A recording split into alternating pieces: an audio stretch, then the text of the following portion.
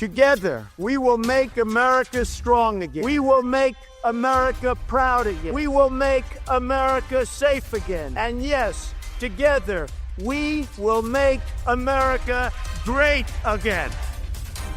Fogo e Fúria. Ver o mundo a partir da América. E hoje, como sempre, comigo, Alexandre Martins. Viva, Alexandre! Viva, Ruben Martins! Cá estamos, Alexandre.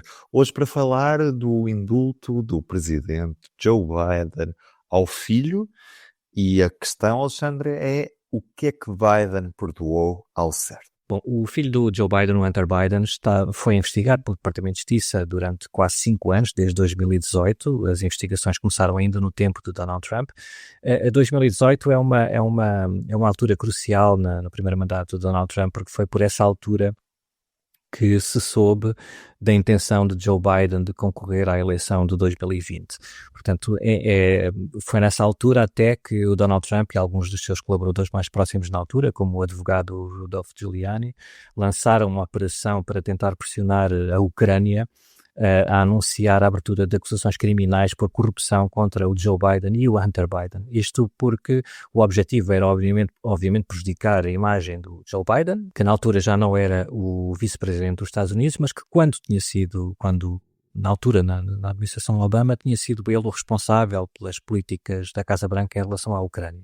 Nessa altura, em 2014, o Hunter Biden foi contratado por uma empresa ucraniana, a Burisma, que foi alvo de uma investigação por corrupção. Pronto, no fundo, após estes 5 anos de investigação, o Departamento de Justiça, tanto no tempo de Donald Trump como já no tempo de Joe Biden, não encontrou absolutamente nada que pudesse indicar que o Joe Biden tenha beneficiado financeiramente ou politicamente da contratação de Hunter Biden por esta empresa ucraniana, mas era essa a narrativa que o Partido Republicano queria, e o Donald Trump, em 2018, queria construir à volta desta contratação que realmente é estranha, porque como se veio a saber depois, ou com o passar da investigação, o Hunter Biden era uma pessoa que durante esses anos estava dependente de cocaína e de álcool, é uma pessoa que tinha a vida completamente virada ao contrário e que, por sua própria admissão, usava o nome do pai para tentar obter acordos e cargos que pudesse render mais dinheiro para alimentar a sua dependência. Portanto,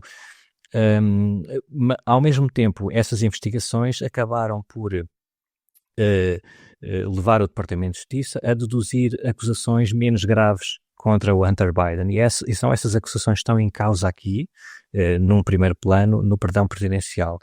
O Hunter Biden foi acusado de, em 2018, ter comprado um revólver numa loja de armas comum no estado do Maryland, e na altura teve de, como qualquer pessoa que vai comprar armas a uma loja licenciada, teve de assinar uma declaração a dizer que não tinha problemas de toxicodependência. Ele disse que não tinha, e tinha, portanto isso veio-se a provar que era falso, mentiu no formulário para a compra de uma arma, isso é um crime. Depois, portanto, a compra, a mentira e a posse ilegal dessa arma, nos dias depois da compra, portanto ele teve esta arma durante cerca de 11 dias. São 3 crimes pelos quais ele foi dado como culpado no último verão e a sentença ia ser anunciada em meados de dezembro. Portanto, já sabia que ele tinha sido considerado culpado, estava à espera da condenação, que poderia chegar ao máximo 25 anos de prisão. Ninguém acreditava que a condenação pudesse vir a ser tão pesada, porque era uma primeira condenação do Hunter Biden, e além disso a arma que ele comprou ilegalmente não foi usada para nenhum outro crime, e portanto não havia aqui nenhum, ele só tinha atenuantes e dificilmente iria apanhar mais do que alguns meses de prisão, se não fosse mesmo a pena suspensa. Ao mesmo tempo, outra investigação que saiu daquela tal primeira grande investigação lançada em 2018, sobre evasão fiscal, o Hunter Biden deu-se como culpado em setembro de 9 acusações de evasão fiscal e também estava a aguardar a sentença agora em meados de dezembro. Esta acusação podia valer no máximo 17 anos de prisão, mas mais uma vez também não seria tanto essa condenação. No entanto, ele corria mesmo o risco de vir a ser preso. O que os críticos destas acusações dizem, e o que está no texto da explicação do perdão presidencial do Joe Biden, é que um cidadão comum norte-americano dificilmente ou é muito raramente, é alvo de uma acusação formal por parte do Departamento de Justiça por estes 2 crimes, quando as condições são iguais às do Hunter Biden. Isto é, o Hunter Biden comprou de facto uma arma de forma ilegal, mas não a usou para cometer qualquer outro crime. Teve apenas 11 dias com ela, portanto devolveu a arma foi devolvida. No caso da evasão fiscal, ele pagou as dívidas todas antes da acusação ter sido deduzida. Portanto, perante circunstâncias como estas, dificilmente a acusação segue o seu rumo até à fase do julgamento. Daí o Joe Biden ter dito que ele foi... que o Departamento de Justiça usou como exemplo para chegar, para o atingir a ele próprio, Joe Biden, não é?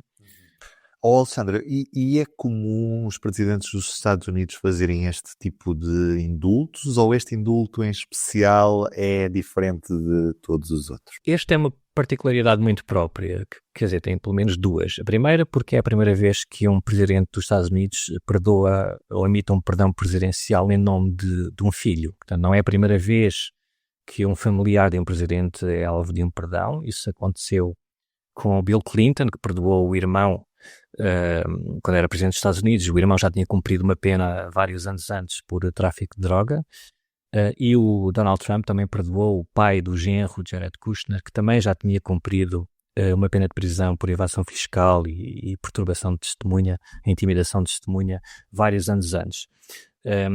Neste caso, o Hunter Biden não só ainda não cumpriu qualquer pena de prisão, como o perdão presidencial, emitido em nome dele, resguarda-o de qualquer crime que pudesse vir a ser descoberto no futuro, no âmbito de uma investigação qualquer, que o próximo Departamento de Justiça, liderado por Donald Trump, viesse a lançar. Imaginemos que havia uma investigação lançada a partir de 2025 e que no decurso dessa investigação se iria descobrir, sei lá, até que o Hunter Biden era um serial killer, por exemplo, e que tinha assassinado 50 pessoas entre 2014 e agora dezembro de 2024.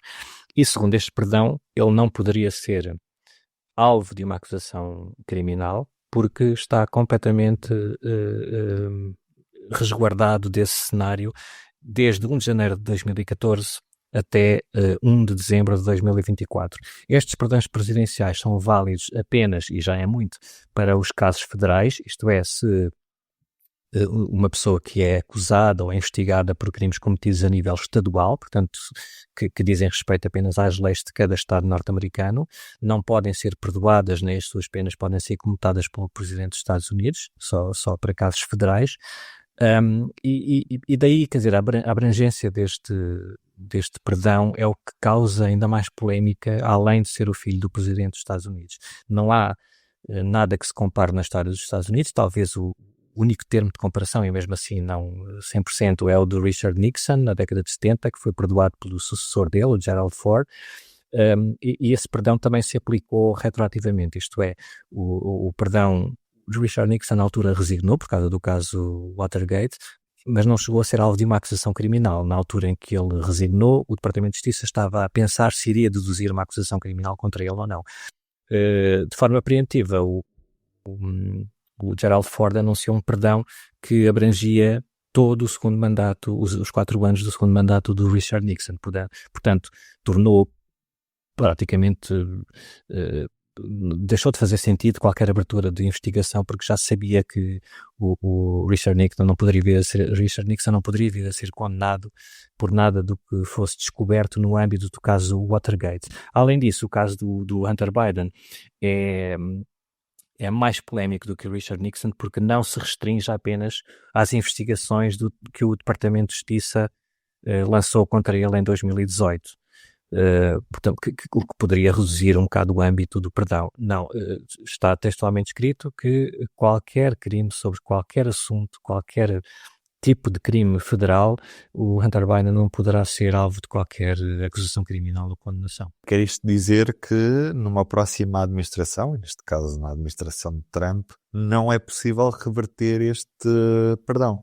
Ou é? Quer dizer, em princípio não. Há muitas coisas na política, nas leis norte-americanas que por muito que estejam na Constituição depois, ao longo das décadas e dos séculos, são os tribunais, neste caso o Supremo Tribunal dos Estados Unidos, que vai dando uma orientação para a forma como esses artigos constitucionais ou as leis aprovadas pelo Congresso têm de ser aplicadas depois na prática.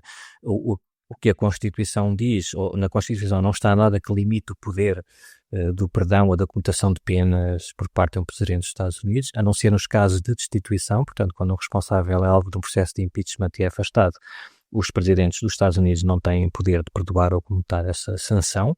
Também se aplica, como já falámos, aos crimes estaduais e aos processos civis. Portanto, os presidentes não podem perdoar nem comutar penas ou perdoar indemnizações, por exemplo, nestes casos, mas sim só crimes federais. Mas no caso dos crimes federais, em que estão em causa crimes federais, não há, à partida, nenhum limite ao poder presidencial do presidente dos Estados Unidos, ao contrário do que há nas constituições de outros países, em que, em alguns países, o presidente ou quem é responsável pela emissão de perdões tem de obrigatoriamente ser ouvido, ou tem de ouvir as recomendações ou determinações de outros órgãos que tenham sido criados. Nos Estados Unidos não existe nada, há apenas recomendações, há diretivas do Departamento de Justiça. Num caso, por exemplo, recomenda que os perdões só podem ser concedidos 5 anos após o cumprimento das penas, o que claramente não aconteceu nem de perto nem de longe em todos os casos de perdões, dos inúmeros casos de perdões presidenciais ao longo da história dos Estados Unidos. Depois também, por exemplo, depois daquele caso que nós estamos a falar do Richard Nixon, levantou-se na altura, na época, a hipótese de aquele perdão ser inconstitucional porque não estava a perdoar alguém que tenha cometido um crime pelo qual tenha sido condenado, mas sim de forma antecipada para precaver qualquer acusação, mas aquilo não chegou a ser testado no tribunal. Portanto, se não chega a ser testado no tribunal, se o Supremo Tribunal não é chamado a dizer, bom, isto é constitucional ou não é inconstitucional, à partida é constitucional, não houve nada que dissesse o contrário. Portanto, assim, de ano para ano, os presidentes dos Estados Unidos têm usado esse poder presidencial do perdão e da comutação de penas de forma praticamente absoluta.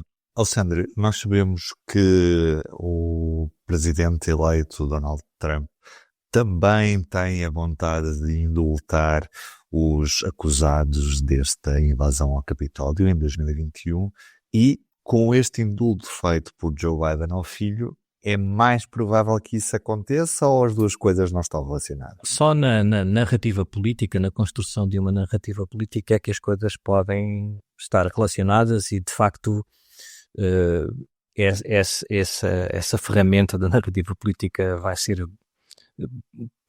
É possível que venha a ser aproveitada pelo Partido Republicano e por Donald Trump. Mas o facto é que o Donald Trump já tinha dito várias vezes que, se fosse eleito presidente dos Estados Unidos, agora na última eleição de novembro, ia analisar as condenações e os processos de muitos dos acusados no âmbito da invasão do Capitólio e queria perdoar muitos deles, se bem que tenha sempre dito que iria debruçar-se caso a caso. Portanto, ele nunca indicou que fosse amnistiar a invasão do Capitólio, como por exemplo aconteceu numa outra altura na história dos Estados Unidos, depois da Guerra Civil de 1861-65. Numa primeira fase, o Lincoln, ainda durante a Guerra Civil, e depois o sucessor dele, o Andrew Johnson, eles emitiram amnistias ou amnistiaram todas as pessoas que pudessem de alguma forma ter participado ao lado da Confederação na Guerra Civil, portanto na tentativa de desmembrar os Estados Unidos da América. Aconteceu também logo no primeiro presidente, o George Washington, por causa de uma revolta que houve contra a aplicação de um imposto. Na altura também houve uma amnistia para as pessoas que participaram nessa revolta, mas isso não se pôs até agora no caso do Donald Trump. Mas ele já disse, muito antes de se antecipar qualquer hipótese de um perdão presidencial do Joe Biden ao filho, que disse que uma das suas primeiras decisões como presidente dos Estados Unidos, se ia ser eleito como aconteceu, uma dessas principais decisões iria ser perdoar os invasores do Capitólio que tenham sido injustamente condenados, nas palavras dele. Portanto, não sabemos se são 5, se são 6, se são 1000, quais são, se são os que são acusados de sedição e conspiração para subverter o processo democrático nos Estados Unidos, se são outras pessoas que invadiram apenas o Capitólio e transgrediram propriedade do Estado Federal. Ninguém sabe muito bem, mas sabemos por declarações anteriores de Donald Trump que não vai estar nunca ligado ao perdão presidencial do Joe Biden ao Hunter Biden. O que acontece é que, obviamente, que isto vai dar munições ao Partido Republicano para dizer que todos são iguais, não é? Mesmo aqueles que, sendo apoiantes do Trump, depois dizem sempre que não apoiam o Trump, mas olhem para isto, porque eles são todos iguais. O Joe Biden também perdoou o filho, portanto o Trump vai perdoar quem quiser, porque eles são todos iguais. É claro que há muitos críticos no Partido Democrata, pessoas críticas desta decisão do Joe Biden, governadores, congressistas, que dizem isto, quer dizer, porque ainda por cima o Joe Biden tinha garantido mais do que uma vez nos últimos meses que não iria perdoar o Joe Biden, mesmo que ele viesse a ser considerado culpado ou condenado num destes processos judiciais que falámos aqui há pouco.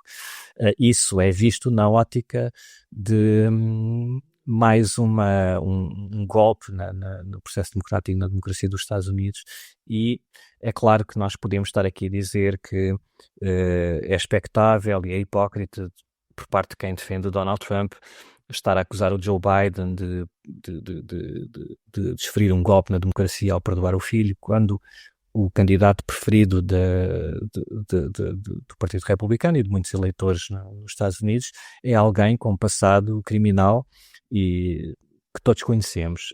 Mas a verdade é que foi o Partido Democrático de Joe Biden que se assumiram nos últimos anos como os grandes defensores das instituições democráticas e do processo democrático nos Estados Unidos, e, como sempre, em tudo na vida, nós somos julgados pelas nossas declarações e pelas expectativas que as pessoas depositam em nós, e, portanto, neste caso podemos dizer que, de facto, esta decisão vai ter consequências para o processo democrático nos Estados Unidos. Alexandre, antes de terminar, queria só mesmo perceber o porquê deste perdão, não é? Porque imagino que para um pai, presidente dos Estados Unidos, perdoar um filho, com todas as consequências políticas que daí poderão vir a acontecer, é porque a relação entre os dois imagino que seja muito próxima, ou nem por isso? Sim, de facto, a vida desta família está marcada por vários acontecimentos trágicos, como muitas outras famílias, mas é da família Biden que estamos a falar neste momento.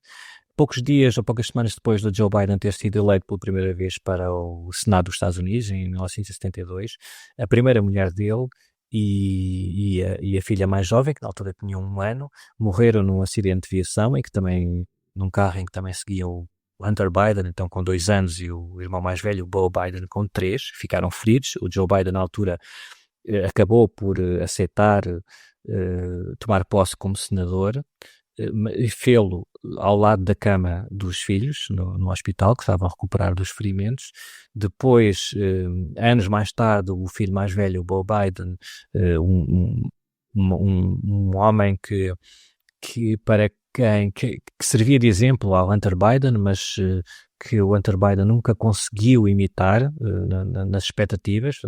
Chegou-se a dizer que o Beau Biden poderia vir a ser candidato a presidente dos Estados Unidos um dia. Ele era um militar condecorado, com combates no Iraque, procurador-geral do Delaware, eleito e reeleito uma vez, e acabou por morrer de cancro do cérebro em 2015. Portanto, mais uma vez, por essa altura, a vida do Hunter Biden foi-se completamente abaixo. Foi aí que começou o período maior, mais agudo de toxicodependência, e foi a partir daí que começaram os problemas dele de usar o nome do pai, segundo o que o próprio diz, para tentar ganhar mais dinheiro, chegar-se perto das grandes empresas e dos grandes negócios para poder ganhar dinheiro, acenando com o nome do pai, embora nunca tenha sido provado nas investigações, como já dissemos há bocado, que o Joe Biden tenha beneficiado ou tenha estimulado esse tipo de comportamentos do Hunter Biden. Portanto, há aqui uma componente trágica neste relacionamento que fez com que, à última hora, mesmo depois de ter prometido que não iria perdoar o filho, o Joe Biden tenha, depois de ter visto o Donald Trump a vencer a eleição, tenha decidido protegê-lo, porque, como ele diz no comunicado do perdão, ele está convencido de que todas as acusações criminais todas as investigações contra o Hunter Biden, esta pessoa que já tinha sofrido muito ao longo da sua vida, tinham como único objetivo tentar apanhá-lo a ele, Joe Biden, e portanto, mais uma vez, na condição de pai, sentiu-se responsável pelo futuro do filho e, tendo a oportunidade de o perdoar, acabou por fazê-lo. Nada disto desculpa, nada disto apaga as potenciais consequências que isto pode ter para o processo democrático, dando ainda mais munições ao Donald Trump para banalizar a situação e para dizer que o Joe Biden também manipulou ou abusou do seu poder, mas é um contexto que é importante trazer para esta discussão. Alexandre, um abraço e até a próxima Um semana. abraço, até a próxima então. Tchau. O público fica no ouvido.